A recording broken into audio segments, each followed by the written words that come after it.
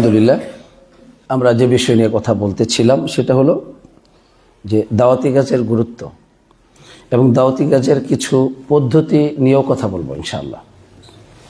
প্রথমেই দাওয়াতি কাজের গুরুত্ব সম্পর্কে আমরা বলতে চাই যে এই উম্মতের সম্মান মর্যাদা, এই উম্মতের যে টিকে থাকা পৃথিবীতে, এটা একমাত্র দাওয়াতি কাজের উপর আল্লাহ তাআলা রেখে দিয়েছেন। আলহামদুলিল্লাহ, দাওয়াতি কাজ ব্যতীত এই উম্মত পৃথিবীতে টিকে থাকতে পারবে না, তাদের সম্মান মর্যাদা তারা ধরে রাখতে পারবে না, হারিয়ে যাবে। এ সম্পর্কে আল্লাহ তাআলা বলছেন, কুনতুম খায়রা উম্মাতিন উখরিজাত লিন-নাস, তোমরা হলে সর্বশ্রেষ্ঠ জাতি।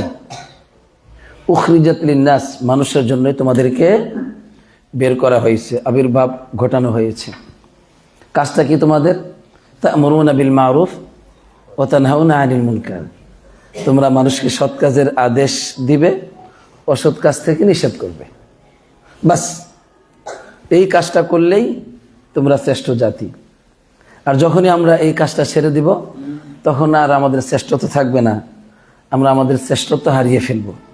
এজন্য এই উম্মতের অবশ্যই দাওয়াতি কাজ করতে হবে। তাই উলামায়ে কেরামগণ বলেন, খায়রিয়াতুল উম্মাহ মুআল্লাকাতুন বিকিয়ামিহা বিদ-দাওয়া, যে উম্মতের খায়রিয়া, শ্রেষ্ঠত্ব, কল্যাণটা এটা দাওয়াতের সাথেই সম্পৃক্ত। বিকিয়ামিহা বিদ-দাওয়া মানে তারা যতক্ষণ এই দাওয়াতটাকে কায়েম রাখবে, দাওয়াতটাকে চালু রাখবে, ততক্ষণ পর্যন্ত এই উম্মতের মধ্যে কল্যাণ থাকবে। ফাইদা তুরিকা জালাতিল খায়রিয়া, যখন এই দাওয়াতটা ছেড়ে দিবে, কল্যাণ চলে যাবে, শেষ। এজন্য এই দাওয়াত টিকে থাকবে, সম্মান মর্যাদা টিকে থাকবে। এটা হলো এত গুরুত্বপূর্ণ বিষয় যে আমাদের সম্মান মর্যাদা সব হারিয়ে ফেলবো, আমাদের জীবনে যত কল্যাণ সব হারিয়ে যাবে যদি আমরা দাওয়াতি কাজ ছেড়ে দিই। আলহামদুলিল্লাহ। এরপরে হচ্ছে আল্লাহ সুবহানাহু ওয়া তাআলা আমাদেরকে ডাকতে বলছেন মানুষকে, যে উদউ ইলা সাবিল রাব্বিকা বিল হিকমা ওয়াল মাউইযাতিল হাসানা। আল্লাহ বলছেন মানুষকে তুমি ডাকো, তোমার রবের দিকে মানুষকে তুমি ডাকো, বিল হিকমা, প্রজ্ঞা সহকারে। হিকমা মানে, হিকমার বিভিন্ন অর্থ রয়েছে। হিকমা মানে জ্ঞান, জ্ঞান অনুযায়ী। হিকমা হচ্ছে উদউ শাই ফি মাহাল্লিহি, যেখানে যেটা রাখা দরকার ওইটা ওইখানে রাখাটাই হিকমা। হিকমা মানে হচ্ছে আল কোরআনুল কারীম এবং as-সুন্নাহ। মোট কথা হলো হিকমার অর্থ ব্যাপক।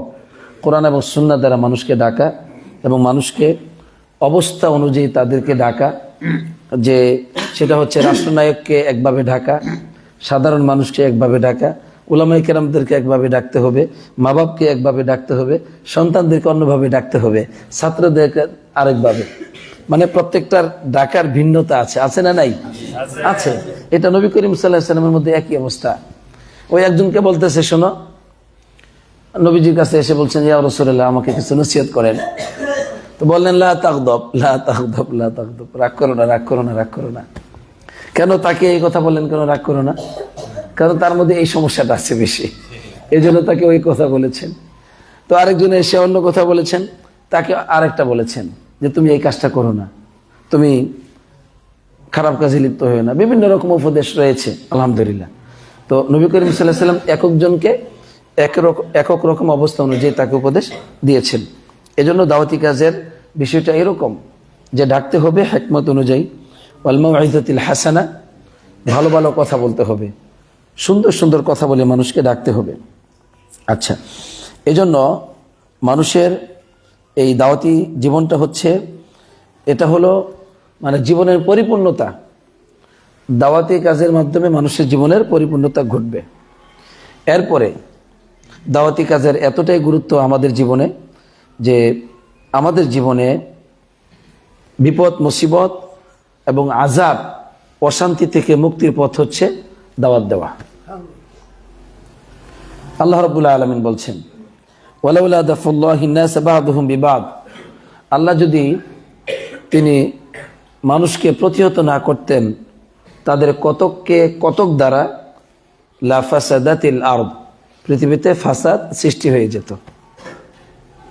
আল্লাহ বলছেন পৃথিবীটা একদম ফাসাদ হয়ে যেত, নষ্ট হয়ে যেত পৃথিবীটা, এখানে বসবাসের কোনো অবস্থা থাকতো না, বসবাসের উপযোগী হারিয়ে ফেলতো পৃথিবী, যদি আল্লাহ তাআলা কতককে কতকের মাধ্যমে প্রতিহত না করতেন।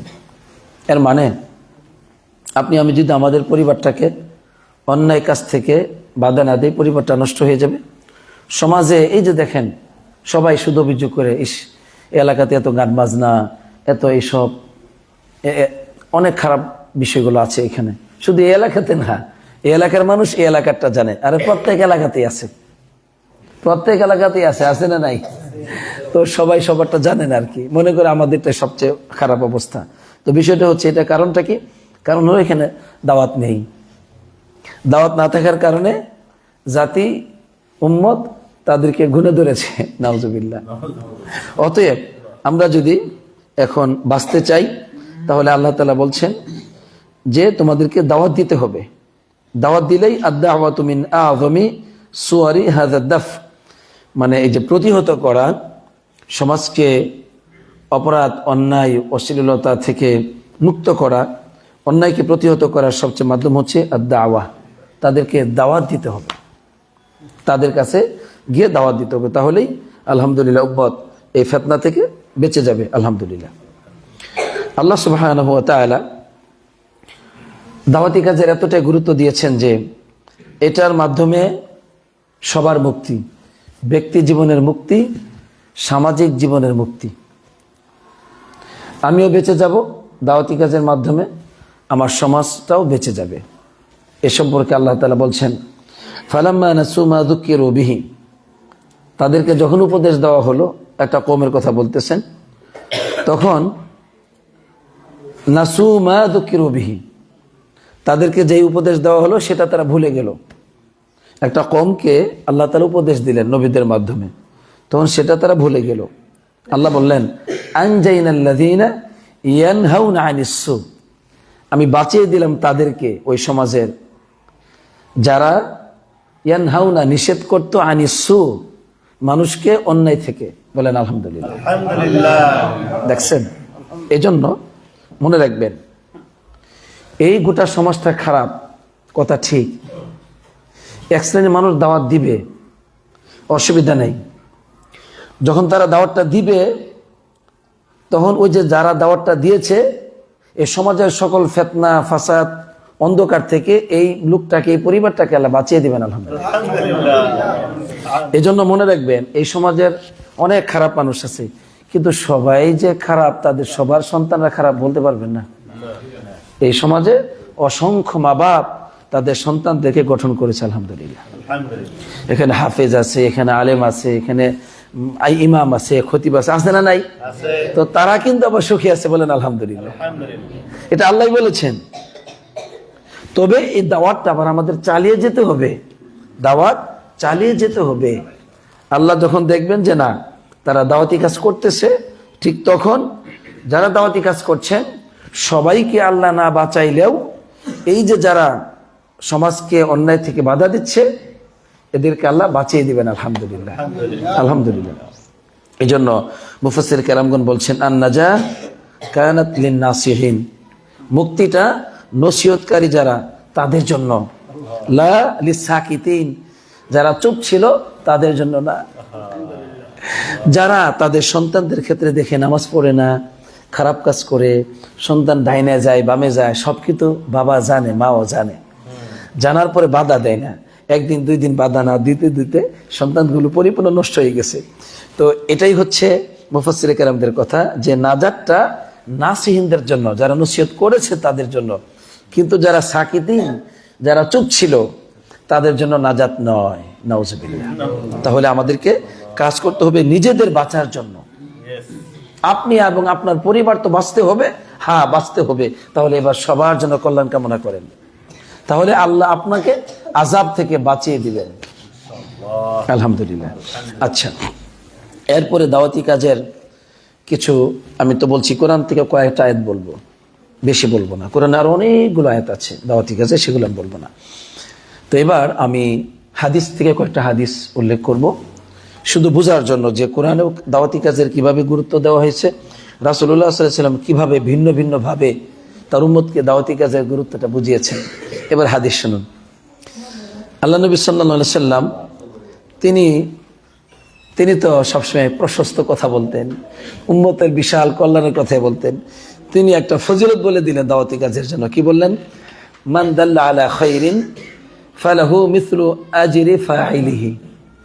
যে ব্যক্তি কল্যাণকর কাজের সন্ধান দিবে বা কল্যাণকর কাজের পথ দেখাবে, বলছে তার জন্য এতটুকু সওয়াব পাওয়া যাবে যে ওই যে ব্যক্তিটা ওই আমলটা করবে, ওই আমলটা করলে সে যতটুকু সওয়াব পাবে ততটুকু সওয়াব যে নাকি দেখিয়েছে, ওই আমলটার দিকে, ওই ভালো কাজের দিকে তাকে ডেকেছে, ওই দায়ী ওই সওয়াবটা পেয়ে যাবে। সুবহানাল্লাহ। তাহলে এখান থেকে আমাদের একটা হিসাব মিলাইতে হবে। সেই হিসাবটা হচ্ছে এই যে আপনি যদি বলেন সমাজের একটা বাচ্চাকে যে তুমি মাদ্রাসায় ভর্তি হয়ে যাও, অথবা মাদ্রাসায় ভর্তি করে দিলেন, আরেক বেটার সন্তান, অসুবিধা নেই, কার সন্তান? অন্যজনের। আপনার সন্তান তো পড়েই আলহামদুলিল্লাহ, তাকে আপনি ভর্তি করে দিলেন, মা বাপকে বুঝিয়ে মাদ্রাসায় ভর্তি করে দিলেন যে কোরআন পড়ো। এর মানে এই ছেলেটা কোরআন হাফেজ হলো, আলেম হলো, মদিনা ইউনিভার্সিটিতে গেল, এরপরে বাংলাদেশে একজন দায়ী হলো। এই সবটা কে পাবে? ওই যে প্রথম যে উনি দেখিয়ে দিয়েছেন উনি পাবেন। তাহলে ওই লোকটি কি পরিমাণে সওয়াব পাবেন? এই আলেম সারা জীবন যত আমল করবে সব কার অংশে যাবে? ওনার অংশে। আলেমের আবার কমে যাবেন আলহামদুলিল্লাহ। তো এই জন্য দাওয়াতি কাজের এত সওয়াব। একটা মানুষকে আপনি বেনামাজি ছিল, শুধু তাকে নামাজটা ধরিয়ে দিলেন, গাফেল ছিল, তার কাছে গিয়ে হাতে পায়ে ধরে বুঝাই সুঝাই আপনি আল্লাহর পথে ওকে একটু ধাক্কা দিয়ে দিলেন, আলহামদুলিল্লাহ সে ঠিক হলো। সে ঠিক হওয়ার পরে তার পরিবারকে ঠিক করলো, তার পরিবার তার বংশধরকে ঠিক করলো। এই সওয়াব কিন্তু আপনি পেতেই থাকবেন। সুবহানাল্লাহ। মানে এটা যে কি একটা গুরুত্বপূর্ণ ইবাদত, এটা যে কি একটা সওয়াবের যে একটা আপনার ভান্ডার, একটা মেশিন, এটা কিয়ামত দিবস পর্যন্ত আর শেষ হবে না। আর এই কাজ রেখে আপনি কিসের কোন দিকে দৌড় পারেন? হুদাহুদি দৌড় পারেন, যেগুলা ক্ষণস্থায়ী। বাজারে বলে যে সময় নাই, কি করতেছি? বলছে খাওন জোগাইতে হবে, খাওন জোগাই নিয়ে এসে বাড়িতে যখন আসছে তখন ঝগড়া, তখন ওই নিজেই কেউ রান্না করে না, তার গোশত নষ্ট হয়, তার তরকারি নষ্ট হয়, পরিবারে ঘুম আসে না। মানে কি? শয়তান হয়ে গেছে সবগুলি, অশান্তি, আযাব। কেন? আল্লাহর পথে তো কেউ নেই। এই জন্য দুনিয়াবী মানুষগুলো এত কষ্টে থাকে, এত অশান্তিতে থাকে, কিন্তু তারা চুপ থাকে, মানুষকে বলে না। কিন্তু আসলে কোরআন আর সুন্নাহর দিকে তাকালে বোঝা যায় তারা কত মিসকিন, কত বিপদে আছে। তাহলে এত সওয়াব আল্লাহ দান করবেন আলহামদুলিল্লাহ। এরপরে শুনুন, এবার একটি কঠিন কথা আসতেছে হাদিসের মধ্যে। সেটা হচ্ছে আল্লাহ নবী সাল্লাল্লাহু আলাইহি ওয়াসাল্লাম বলছেন, হাদিসটি মুসনাদে আহমদে আসছে, যে ইযা যাহারাতিল মাআসি ফি উম্মতি, আমার উম্মতের মধ্যে যখন পাপ এটা প্রকাশ পেয়ে যাবে, প্রকাশিত হয়ে যাবে, তখন কিন্তু আল্লাহ তাআলা আম্মাহুমুল্লাহু বিআযাব, তখন আযাবটাকে আল্লাহ তাআলা আম করে ফেলবেন সবাইকে। তখন ভালো মন্দ সবাই কিন্তু আযাব পেয়ে যাবে। এখন প্রশ্ন করা হলো যে ইয়া রাসূলুল্লাহ ওয়াফিহিমা সালিহুন, তাদের মধ্যে তো ভালো মানুষ আছে। তখন নবীজি বললেন নাম আছে, কিন্তু সুম্মা ইউবাসুনা আলা নিয়াতিহিম, প্রত্যেককে তাদের নিয়তের উপর উঠানো হবে, কিন্তু আযাব একচুট পেয়ে নিবে। বলে নাউজুবিল্লাহ। তাহলে এখানে একটা জিনিস আছে যে আযাব পাবে, আর আরেকটা হচ্ছে এই সলিহুনরা কিন্তু মানে মুসলিহুন ছিল না। কি ছিল না? সলিহুন আর মুসলিহুনের মধ্যে কিন্তু একটা পার্থক্য আছে, বুঝলেন? সলিহুন মানে নিজেরা ভালো কাজ করে, আর মুসলিহুন যারা অন্যদেরকে ভালো কাজের দিকে ডাকে। তো এই জন্য আল্লাহ যে আযাব সবাইকে দিবেন, সমাজে যারা ভালো মানুষ আর যারা মন্দ মানুষ সবাই আযাব পাবে। কখন? ইযা যাহারাতিল মাআসি ফি উম্মতি, আমার উম্মতের মধ্যে যখন এই মাআসি, পাপ পঙ্কিলতা ব্যাপক আকার ধারণ করবে, তখন কারা? সবাই আযাব পাবে, সমাজের ভালো মানুষগুলো, মন্দ মানুষগুলো। এখন প্রশ্ন হচ্ছে কেন? কারণটা হচ্ছে যারা ভালো কাজ করত, নিজেদের স্ত্রী সন্তানে ভালো কাজ করত, তারা নিজের ভালো ছিল, কিন্তু তারা দাওয়াত দেয় নাই। আর দাওয়াত না দেওয়ার কারণে সমাজটা এত কলুষিত হয়েছে, সমাজটা এত নষ্ট হয়েছে, যার জন্য পাপ পঙ্কিলতা পুরাটাই সমাজটাকে দূষিত করে ফেলেছে। আর এই জন্য আল্লাহ তাআলা রাগান্বিত হয়ে প্রত্যেক পরিবারকে ধ্বংস করে দিলেন, নাউজুবিল্লাহ। আর ওই হাদিসের মধ্যে যেটা আসছে, ওই আয়াতের মধ্যে যেটা আসছে যে আমি মুক্তি দিব তাদেরকে যারা দাওয়াতি কাজ করেছে, ওটা হলো মুসলিহুন। তারা কি বলুন তো? মুসলিহুন। আর এরা হলো সালেহুন, নিজেরা ভালো ভালো মানুষ। তাহলে ভালো মানুষরা মুক্তি পাবে না, যেটা কোরআনে আসছে ওয়াল আসর ইন্নাল ইনসানা লাফি খুসর, যে সবাই ক্ষতিগ্রস্ত। তবে ইল্লাল্লাযিনা আমানু ওয়া আমিলুস সালিহাত, যারা ঈমান আনবে আমল করবে, এখানে শেষ না। ওয়াতাওয়া সাবিল হক ওয়া তাওয়াসাবিস সবর, ওখানে দাওয়াতি কাজের কথা আছে যে দাওয়াতি কাজ করলে পরে তখন সবাই মুক্তি পাবে, অন্যথায় পাবে না। এজন্য ক্ষতি আসবে আপনাদের জীবনে। আচ্ছা, এখন আসুন, আল্লাহ নবী সাল্লাল্লাহু আলাইহি ওয়াসাল্লাম ওই যে একটা নৌকার হাদিস বলছিলেন না, নৌকার দুইটা তালা, নিচতলাও আছে দোতলাও আছে। তখন ওইখানে ওই নিচতলার লোকেরা পানি আনতে কোথায় যায়? উপরতলা। তো এটা তো ডিস্টার্ব। এখন নিচতলার লোকেরা বুদ্ধি করলো যে দূর বারবার উপরে যাব, কি দরকারটা আছে, পানি তো আমাদের নিকটেই আছে আলহামদুলিল্লাহ, শুধু ওই যে আপনার নৌকা টাকানা করে দিলেই হয়। তো এখন আল্লাহ নবী সাল্লাল্লাহু আলাইহি ওয়াসাল্লাম বলছেন যে উপর তলাতে যারা আছে, তাহলে ফাইন আখাযু আলা আইদিহিম, যদি উপরতলা লোকেরা তাড়াতাড়ি এসে এদের হাতটা ধরে যে না এই সর্বনাশটা করবে না তোমরা, তাহলে না যাও না যাও, আল্লাহু আকবার, ও না যাও জামিআন, না যাও, তারা তো মুক্তি পেল যারা।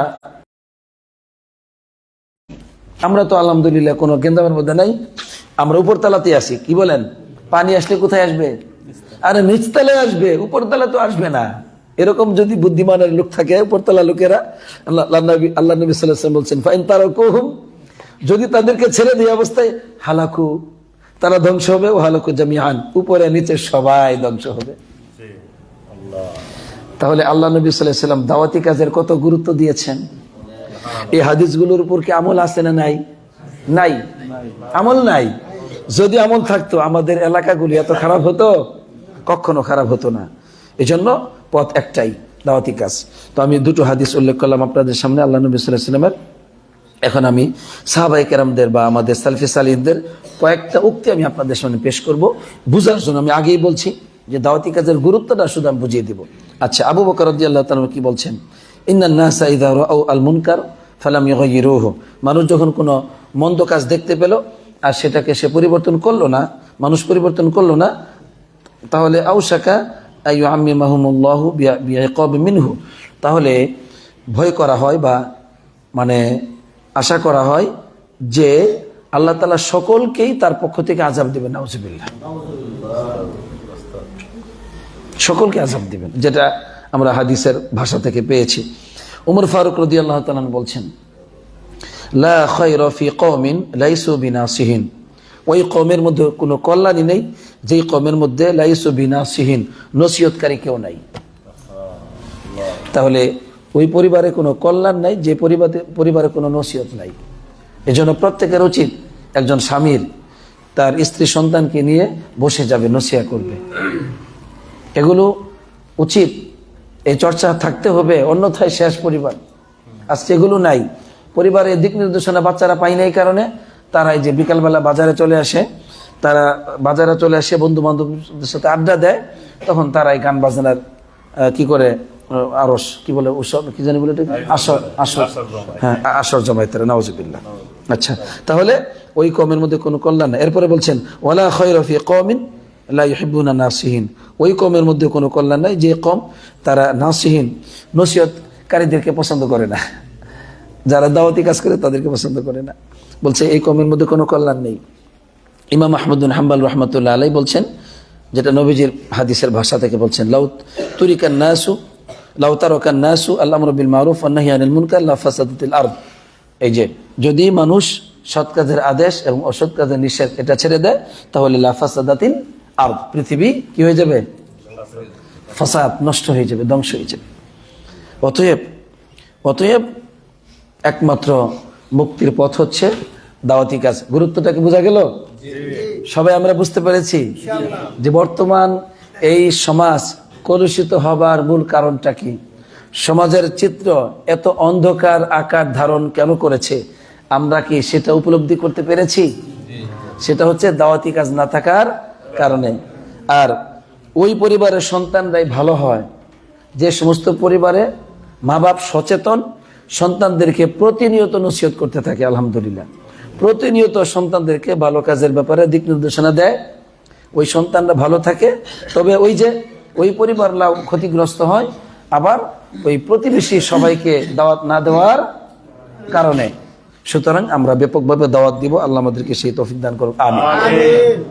আরেকটা পয়েন্ট নিয়ে কথা বলবো, খুবই সংক্ষিপ্ত, সেটা হচ্ছে যে দাওয়াতি কাজের পদ্ধতি। শুনেন, কোরআনুল কারীমে আল্লাহ সুবহানাহু ওয়া তাআলা ফেরাউন সম্পর্কে যে বিষয়টা বললেন, মুসা আলাইহিস সালাম এবং হারুন আলাইহিস সালামকে বললেন যে তোমরা ইযহাবা ইলা ফিরআউনা ইন্নাহু তাগা, যে তোমরা যাও হারুনের, তোমরা যাও। এখানে ইযহাবা দুইজন, মুসা আলাইহিস সালাম এবং হারুন আলাইহিস সালাম দুইজন। বলেন ইযহাবা ইলা ফিরআউনা, কার কাছে যাও? ফেরাউনের কাছে।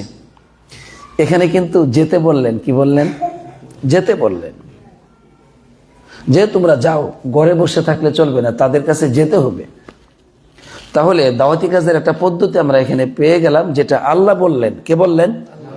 ইযহাবা, তোমরা ওই ফেরাউনের কাছে যাও, নিজেরা তার বাড়িতে যাও, সে যেখানে আছে সেখানে যাও। এটা কিন্তু আল্লাহ তাআলা বলে দিলেন। আর নবী করিম সাল্লাল্লাহু আলাইহি ওয়াসাল্লাম কোথায় যেতেন? বাজারে যেতেন, যেখানে মানুষ আছে সেখানে কি বলতেন? ইয়া আইয়ুহান নাস কুলু লা ইলাহা ইল্লাল্লাহ তুফলিহু, তোমরা বলো লা ইলাহা ইল্লাল্লাহ, তাহলে তোমরা কি পাবে? সফলতা পাবে। তাহলে নবী করিম সাল্লাল্লাহু আলাইহি ওয়াসাল্লাম ঘরে বসে থাকেন নাই, তিনি কি গিয়েছেন? তিনি মক্কাতে বসে থাকেন নাই, তায়েফে তিনি গিয়েছেন এবং সুযোগ বুঝে কাজ করেছেন। হজের মৌসুমে তিনি কাজ করেছেন জাহেলি যুগে। অতএব কোরআন এবং সুন্নাহ আমাদের নবীজির আদর্শ এটা বলে যে ঘরে বসে শুধু দাওয়াতি কাজ করলে হবে না, শুধুমাত্র মসজিদের মধ্যে দাওয়াতি কাজ করলে হবে না, আপনাকে মানুষের বাড়ি বাড়ি যেতে হবে। আলহামদুলিল্লাহ। অতএব এই বিষয়টা ছেড়ে দেওয়ার কারণে আমাদের মারাত্মক ক্ষতি হয়ে গেছে। আজকে যদিও আমাদের সমাজে আলহামদুলিল্লাহ মাদ্রাসার ছাত্রের অভাব নাই, এটা একটা পদ্ধতি মানলাম, কিন্তু এই মা বাবই আবার ছাত্রদেরকে মাদ্রাসায় দিয়ে তারা নিজেরা খারাপ কাজে লিপ্ত আছে না নাই? আছে। এখন এদেরকে কে বুঝাবে? এদের কাছেও দায়ীদেরকে যেতে হবে, গিয়ে তাদেরকেও ইসলাম সম্পর্কে সচেতন করতে হবে। তারা ঘুমন্ত। এটা পাইলাম কোথায় থেকে? আমরা পেয়েছি কোরআন থেকে। আল্লাহ বলেন ইযহাবা। তাহলে সমাজে যে ধরন খারাপ লোকেরা থাক না কেন, আপনি যখন বুঝতে পারবেন তারা অন্যায় করছে, খারাপ কাজ করছে, তখন আপনাকে তাদের কাছে যেতে হবে, তাদের বাড়িতে যেতে হবে। এখন আরেকটা জিনিস আমরা এই আয়াত থেকে বুঝবো, আল্লাহ তাআলা ফেরাউনের কাছে যেতে বললেন, এরপরে বলে দিলেন ফাকুলা লাহু কাওলান লাইয়িনান লাআল্লাহু ইয়াতাযাক্কারু আও ইয়াখশা, যে ফাকুলা লাহু কাওলান লাইয়িনান, ওই ফেরাউনকে কেমন কথা বলবে তোমরা? কাওলান লাইয়িনান, নরম কথা বলবে, কোমল কথা। সেখানে কোনো উত্তেজিত হওয়া যাবে না, নরম কথা, কোমল কথা বলতে হবে। এজন্য যখনই আপনি খারাপ মানুষের কাছে আপনি যাবেন, একজন দায়ী যখন যাবে, তখন তার কাছে গিয়ে সর্বোচ্চ নরম কথাটি বলবে। তাকে বলবে না দৌড় মিয়া, তোমার যন্ত্রণা এলাকাতে কোনো শান্তি পাওয়া যাচ্ছে না, তো ওইখানে তো মারামারি শুরু হয়ে যাবে, তাই না? না, বরং তাকে এমন কথা বলতে হবে যে কথা বললে সে খুশি হয়। বলতে হবে মাশাআল্লাহ তোমার অনেকগুলি বাচ্চা, মাশাআল্লাহ, ঠিক আছে, তোমার বাড়িটা তো অনেক সুন্দর লাগতেছে, মানে একটা কিছু দিয়ে তার মনটা নরম করার চেষ্টা করতে হবে। আবার বলা যাবে না তোমার মতো আল্লাহওয়ালা মানুষ নাই, এটা বলা যাবে না। মিথ্যা প্রশংসা করা যাবে না, যেটা ভালো। হয়তো আপনি যাওয়ার পর সে আপনাকে বসতে দিবে, বলবে মাশাআল্লাহ আপনি তো অনেক মেহমানদারি করেন, তাই না, একটু তাকে আনন্দ দেন। এইভাবে নরম কথা বলে তাকে আল্লাহর কথা বলতে হবে, যে তোমার একজন রব আছেন, সে রবের সাথে তুমি চিরে সাক্ষাৎ করবে, তো কাজে সেই সাক্ষাতের প্রস্তুতির দরকার আছে না নাই? আছে। সেই বলবে আছে, তাহলে আলহামদুলিল্লাহ তোমাকে আল্লাহর ঘরে পাই না, চলো মসজিদে যাই, কেমন, এরকম। তো এইভাবে যে কোনো সুন্দরভাবে কথা বলতে হবে। তাহলে নরম কথা বলা এটা আল্লাহ তাআলা শিখিয়ে দিয়েছেন, মানে খারাপ কথা বলা যাবে না। গতকালকে মাহফিল, আমি ঢাকাতে এক মাহফিল ছিল, তো সেখানে আমার কিছু কথা যুবকদের ব্যাপারে ছিল। তো আমার মনে হয় যুবকরা বাইরে যারা দুষ্ট ছিল ওরা কষ্ট পেয়েছে কোনো একটা কথায়। তা আমি ওই টেস্ট থেকে শুনতে পাচ্ছি যে কোন বক্তাটা দেখে আসতো আমি বুঝতে পারতেছি আওয়াজ আমার কানে আসছে। তো তারা তখন আসছে, তো সামনাসামনি কিছু না বলে ওইদিকে একটা দোকান ছিল একদম স্টেজের মুখোমুখি রাস্তার ওই পারে দোকান, ওই দোকানটা খুললো ওরা। মানে কি আমাকে তো সরাসরি এসে এভাবে দেখতে পারে না, দোকানটা খুললো। খোলার পরে ওখান থেকে আমাকে দেখলো, দেখার পরে 2-3টা এদিকে আসলো। তা আসার পরে আমি আবার তাদেরকে আসতে বললাম। আসার পরে এদিকে তারা একটু চিল্লাচিল্লি করতেছে, একজন ওইদিকে চিল্লাচিল্লি করতেছে। তখন লোকজনে ওদেরকে একটু ধমক দিল, ওই আমি বুঝতেছি। আমি বললাম যে এই আপনারা ওদের সাথে কথা বলে না, ওরা ভালো ছেলে, ওদেরকে আমার কাছে আসতে দেন, তোমরা আমার কাছে আসো, তোমরা আমার কাছে আসো। এরাই সবচেয়ে ভালো ছেলে মাহফিলের মধ্যে আসছে আলহামদুলিল্লাহ, এবং এরাই এক সময় এই দিন প্রচার করবে আলহামদুলিল্লাহ। তা মোটামুটি দেখলাম যে ঠান্ডা হইল। এরপরে আমি আলোচনাগুলি আরো সুন্দরভাবে গুছাইলাম। তো পরে ঠান্ডা হয়ে গেল আলহামদুলিল্লাহ সব। এবং যতক্ষণ প্রায় এরপর আধা ঘন্টা আলোচনা চলছে, কতক্ষণ তারা একটা বার উঠে নেই আলহামদুলিল্লাহ। যারা আসছে বসে গেছে তখন আর তারা উঠে নাই। তো দেখেন অবস্থা কি মুহূর্তের মধ্যে পরিবর্তন। এটা হচ্ছে ভাষা, যেন কৌল কথা অত্যন্ত গুরুত্বপূর্ণ দাওয়াতি কাজে। সুতরাং আল্লাহ তাআলা শিখিয়ে দিয়েছেন আমরা যেন ভালোভাবে কথা বলি। তাহলে 1 নম্বর এখান থেকে কি পেলাম, মানুষের কাছে যেতে হবে, সবার কাছে যেতে হবে। তাহলে সমাজের সবচেয়ে খারাপ মানুষ যারা, তাদের কাছে যেতে হবে। আমি আপনাদেরকে বলি, আমি শেখ সাদিকে যদি জিজ্ঞাসা করেন তুমি এত বড় একজন দাওয়াতি কাজে ডিগ্রিধারী মানুষ, তুমি কয়টা খারাপ মানুষের কাছে জীবনে গিয়েছিলে বলো তো? আমি বলবো আমি কারো কাছে যাই নাই। হ্যাঁ, আমার দাওয়াত ইউটিউবে, ফেসবুকে, অনলাইনে আছে, কিন্তু আমি তো মানুষের কাছে যাই নাই। তাহলে আমি তো কোরআনের পরিপূর্ণ আমল করলাম না। আল্লাহ যেখানে যেতে বললেন, আমি তো শুধু মানুষ কি করে মাহফিলের আয়োজন করে সেখানে গিয়ে বক্তব্য দিয়ে চলে আসি। ঠিক আছে, এটা একটা ভালো পদ্ধতি, আমি এলেম প্রচার করতেছি, কিন্তু মানুষের কাছে তো আমি যাচ্ছি না। আমার কি জানা নেই বিভিন্ন জায়গাতে মানুষ ইসলাম মানতেছে না, এরকম মানুষ কি নাই? আছে তো, কই তাদের কাছে তো আমি গেলাম না। তাহলে বোঝা গেল এই যে আয়াতের উপর আমার আমল হচ্ছে না। অতএব মানে শুধুমাত্র মানুষ আমাকে দাওয়াত দিয়ে নিয়ে যাবে সেখানে আমি যাব না, আমারও দায়িত্ব আছে চিন্তা ভাবনা করে অমুকের কাছে যাব, তাকে গিয়ে দুটো কথা বলবো। তো এই ব্যাপারে আমাদেরকে সতর্ক থাকতে হবে। তাহলে এখান থেকে আমরা দুটো জিনিস আমরা পেয়ে গেলাম, বলি আলহামদুলিল্লাহ। এরপরে আল্লাহ বলছেন লাআল্লাহু ইয়াতাযাক্কারু ওয়া ইয়াখশা, হয়তো ফেরাউন উপদেশ গ্রহণ করবে, অন্যথায় সে ভয় করবে। সে মনে মনে ভয় করবে, অন্যায় করবে ঠিকই, কিন্তু ভয় করবে যে আসলে তো মারা যাব। আসলে তো ওই যে দাইজ আমার কাছে আসছিল দাওয়াত নিয়ে, সে তো ঠিকই বলেছে, আমার বাবা মা যেহেতু মারা গেছে আমিও তো মারাই যাব। সমাজের মানুষ কেউ নাই আমার চাইতে, যারা আরো বেশি ত্রাস এবং সন্ত্রাসী ও খারাপ মানুষ ছিল তারা তো কেউ নাই, সুতরাং আমিও তো মারা যাব। আল্লাহ বলছেন লাআল্লাহু ইয়াতাযাক্কারু, তোমরা দাওয়াত দাও নরম ভাষায়, শক্ত হবার দরকার নেই। আশা করা যায় সে উপদেশ গ্রহণ করবে, হেদায়েত গ্রহণ করবে, অন্যথায় সে ভয় করবে মনে মনে। সুতরাং দাওয়াতি কাজের জন্য আমাদেরকে সর্বোচ্চ চেষ্টা করতে হবে এবং সকল এলাকার মানুষের কাছে যেতে হবে ইনশাআল্লাহ। এইভাবে দাওয়াতি কাজ করতে রাজি আছে তো ইনশাআল্লাহ? কটার বাড়ি মাদ্রাসার ছাত্র দেখে এরকম হতে হবে নাকি যেখানে টাকা দিবে ওইখানে? যে তাইসা আব্দুদ দিনার, আল্লাহ নবী সাল্লাল্লাহু আলাইহি ওয়াসাল্লাম বলছেন দিনারের গোলাম ধ্বংস হোক, দিনারের গোলাম ধ্বংস হোক।